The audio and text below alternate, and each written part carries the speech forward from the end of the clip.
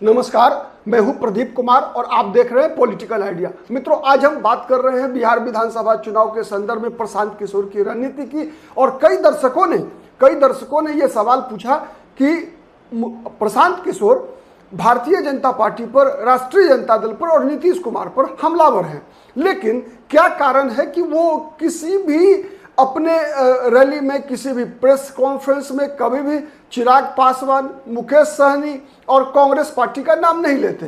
क्या कारण है? तो मित्रों, अगर हम एक राजनीति शास्त्र के विद्यार्थी होने के नाते अगर जब इस बात का विश्लेषण करते हैं तो दो तीन चीजें निकल कर आती है।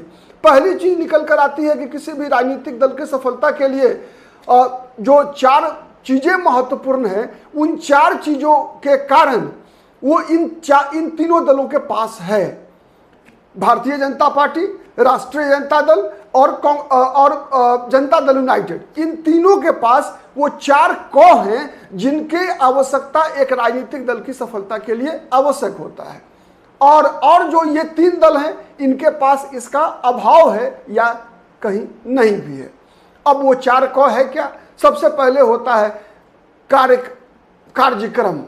लगातार वो राजनीतिक दल सफल ज्यादा होती है जो सालों भर कार्यक्रम करते रहती है। लेकिन वर्तमान में अगर हम देखें तो एक कांग्रेस पार्टी ही है ऐसी, इन तीनों में, कांग्रेस, मुकेश सहनी और चिराग पासवान में, जो इधर के दिनों में 2-3 महीने से, जब से राहुल गांधी की सक्रियता 2025 के बिहार विधानसभा चुनाव के संदर्भ में बढ़ी है, तब से कांग्रेस कुछ कार्यक्रम ले रही है। चाहे वो नौकरी दो, पलायन रोको पदयात्रा हो, या फिर दलित संवाद हो, या राहुल गांधी के दौरे हो, या फिर रोजगार मेला लगने की बात है। तो ये सभी कार्यक्रम जो है कांग्रेस पार्टी ने शुरू किया है। इससे पहले आपने देखा होगा कि 2020 से लेकर 2025 तक कांग्रेस पार्टी, मुकेश सहनी और चिराग पासवान का पार्टी के स्तर पर कोई कार्यक्रम नहीं है। इनके पास न कार्यक्रम न मुद्दा, दोनों में से कुछ भी नहीं। क्योंकि मुद्दा होगा तब तो कार्यक्रम होगा। केवल खाना पूर्ति होती है, नेता के स्तर पर बयानबाजियां होती है, इसके अलावा कुछ भी नहीं होता। एक कारण मैं आऊंगा, आपके मन में आ रहा होगा कि भाई ये उससे क्या संबंध है, तो है संबंध, मैं बताऊंगा। कार्यक्रम नहीं है, फिर कार्यकर्ता भी नहीं है, क्योंकि कार्यकर्ता कार्यक्रम से तैयार होता है। कार्यकर्ता जो है, कार्यकर्ता किसी नाम से कम जुड़ता है। वो कार्यकर्ता आपके समर्थक हो सकते हैं, अगर आपके जाति के वोटर हो सकते हैं, आपके मतदाता हो सकते हैं, लेकिन कार्यकर्ता नहीं होंगे। कार्यकर्ता का निर्माण होता है कार्यक्रम से। जब तक आप कार्यक्रम नहीं करेंगे, आपकी नीतियां नहीं होंगी, आप अपने मुद्दों के प्रति समर्पित नहीं होंगे, जनता के बीच जाकर जन जागरण नहीं करेंगे, तब तक आपकी पार्टी का कोई कार्यकर्ता नहीं बनेगा। और इस मामले में आपको पता है कि बिहार में विशेष रूप से 2 राजनीतिक दल आगे हैं कार्यक्रमों के मामले में। सबसे नंबर 1 पर भारतीय जनता पार्टी आती है, दूसरे नंबर पर राष्ट्रीय जनता दल। लगातार इन पार्टियों के अपने कार्यक्रम होते रहते हैं, जनता दल यूनाइटेड के भी होते हैं, ठीक है। तो लेकिन और ये इन तीनों दलों का लगभग गायब है। कांग्रेस पार्टी भी लगभग सोई रहती है। वो तो लगातार राष्ट्रीय जनता दल की पिछलग्गू पार्टी की तरह एक तरह का व्यवहार रहा है कांग्रेस पार्टी का बिहार में। तो इसीलिए तो कार्यक्रम भी नहीं है, कार्यकर्ता भी नहीं है, ठीक है। उसके अलावा देखिए आप, उनके पास, हर दल के पास कार्यालय होना चाहिए। कार्यालय आप कहेंगे कि पटना में है, पटना के कार्यालय से मतलब नहीं होता है। कार्यालय मतलब स्थानीय स्तर पर। क्या विधानसभा स्तर पर इन पार्टियों के पास कोई कार्यालय है? जवाब होगा नहीं। क्यों? अगर जब तक कार्यालय नहीं होगा तो कार्यकर्ता एकत्रित कहां होंगे?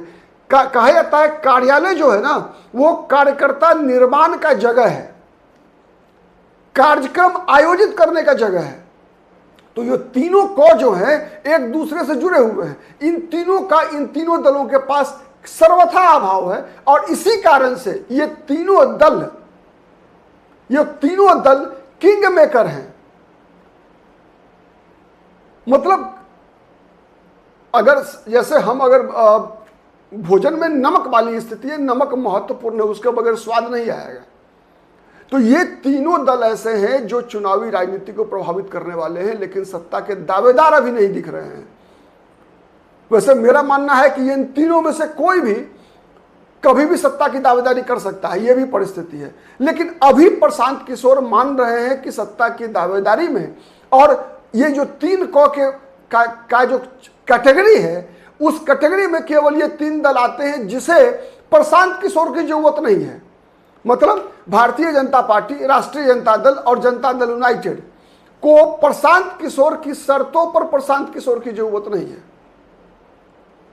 आप कहेंगे कि 2015 में तो प्रशांत किशोर ने जनता दल के लिए काम किया था, तो उस समय की परिस्थिति अलग थी। उस समय प्रशांत किशोर एक प्रोफेशनल थे, केवल नेता नहीं बने थे। आज एक राजनीतिक दल के रूप में वर्तमान जो परिस्थिति है, कल को क्या होगा कहना मुश्किल है, क्योंकि अपने यहाँ राजनीति में कुछ भी असंभव नहीं है। वर्तमान परिस्थिति में प्रशांत किशोर किसी भी कीमत पर राष्ट्रीय जनता दल यूनाइटेड और भारतीय जनता पार्टी के साथ नहीं जा सकते। इसके अलावा प्रशांत किशोर के साथ कोई भी आ सकता है, और प्रशांत किशोर किसी के साथ जा सकते हैं, कांग्रेस के साथ भी, भारतीय कम्युनिस्ट पार्टी माले के साथ भी, CPIML के साथ भी, मुकेश सहनी और चिराग पासवान के साथ भी। प्रशांत किशोर अंतिम क्षण में इस बार भी इन तीनों दलों में से किसी के साथ भी कोई भी नया खेला कर सकते हैं, क्योंकि आप अंडर एस्टिमेट मत कीजिए कभी भी प्रशांत किशोर को। प्रशांत किशोर की सबसे बड़ी विशेषज्ञता क्या है? प्रशांत किशोर की अब तक जो विशेषज्ञता स्थापित हुई है कि प्रशांत किशोर एक चुनावी रणनीतिकार हैं।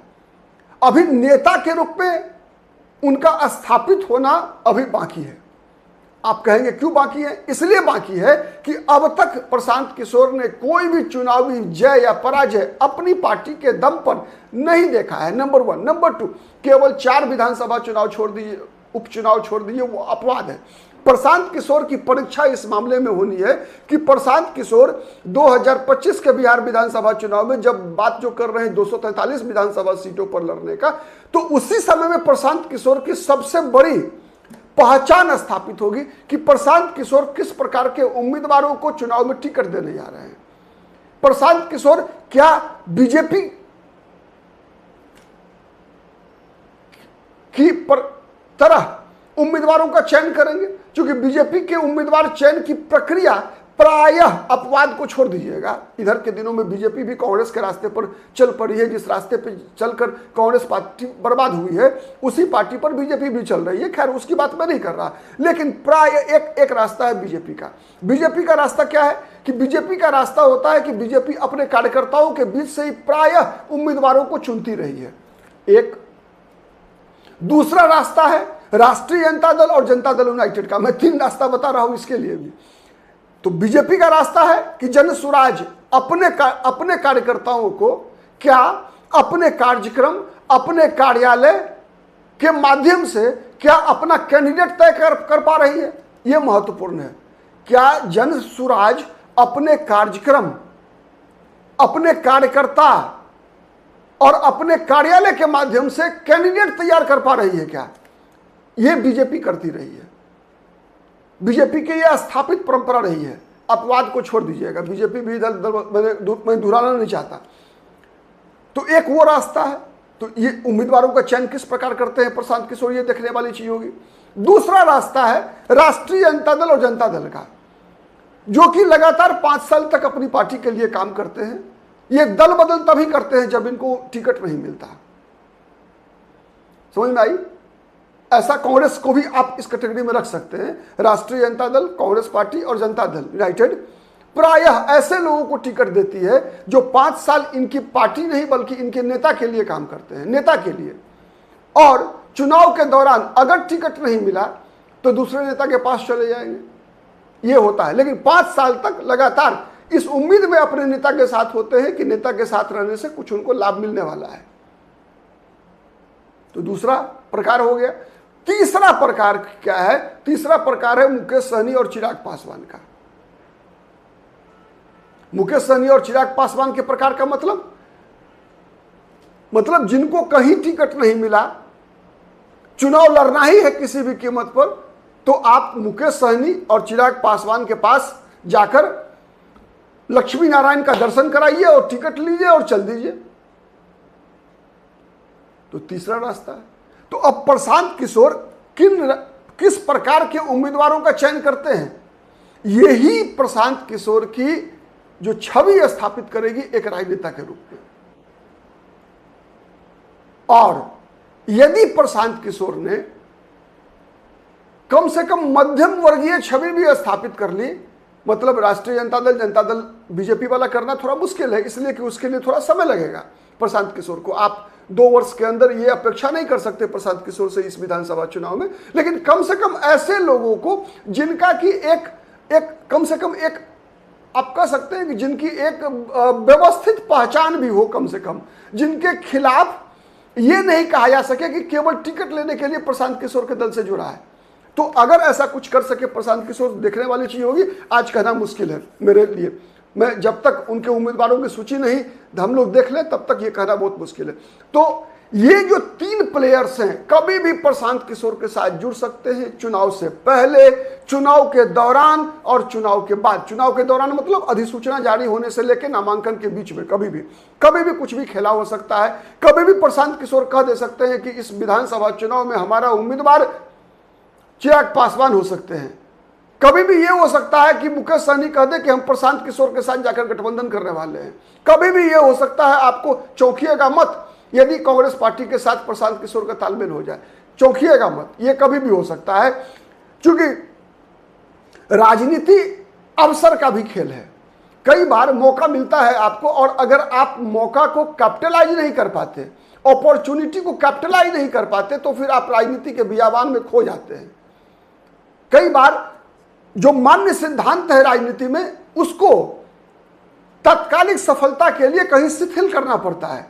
यह राजनीति का अंग है। साम दाम दंड और भेद यह राजनीति का अंग है। बहुत उच्च नैतिक मापदंड स्थापित करके आप राजनीति में स्थापित नहीं हो सकते, क्योंकि राजनीति का मतलब है साम दाम दंड भेद। तो इसीलिए प्रशांत किशोर लगातार बिहार में जो 3 प्रमुख सत्ता के दावेदार हैं, भारतीय जनता पार्टी, राष्ट्रीय जनता दल और जनता दल यूनाइटेड, पर सबसे ज्यादा हमलावर हैं, और सबसे अधिक हमलावर हैं राष्ट्रीय जनता दल और भारतीय जनता पार्टी पर, इसलिए कि भारतीय जनता पार्टी और राष्ट्रीय जनता दल ही बिहार में नंबर 1 और नंबर 2 पार्टी के रूप में बिहार में है। कब कौन दल नंबर 1 पर पहुंच जाए, वोट शेयर के मामले में मैं बता रहा हूं, मैं सीटों के मामले में नहीं बता रहा। इसलिए नहीं बता रहा हूं कि कई बार 6% वोट पाने वाला राजनीतिक दल ज्यादा सीटें जीत सकता है उस पार्टी की तुलना में जिसे 15% वोट मिलता है। अगर गठबंधन में 6% वोट पर ही कोई 6 लोकसभा सीट जीत सकता है, लेकिन अकेले लड़कर 14% वोट पाने के बाद भी एक भी सीट नहीं जीत सकता, यह चुनावी राजनीति में होता है। इसलिए मैं बात वोट शेयर की कर रहा हूं। वोट शेयर से ही नेता की लोकप्रियता, राजनीतिक दल की जन सामान्य में पैठ स्थापित होती है। तो इसीलिए प्रशांत किशोर का ये टैक्टिकल एक तरह से स्टेप है कि वो मुकेश सहनी, चिराग पासवान कांग्रेस पार्टी से उलझना नहीं चाहते, क्योंकि भविष्य में कोई अवसर ऐसा मिल सकता है जब इनके साथ उनको बातचीत करने की आवश्यकता पड़े, तत्काल हमला प्रशांत किशोर का बीजेपी और जनता दल यूनाइटेड पर तो हमला स्वाभाविक है, क्योंकि मुख्यमंत्री है नीतीश कुमार। इसीलिए आज के लिए इतना ही। बहुत बहुत धन्यवाद। नमस्कार, जय हिंद, जय भारत।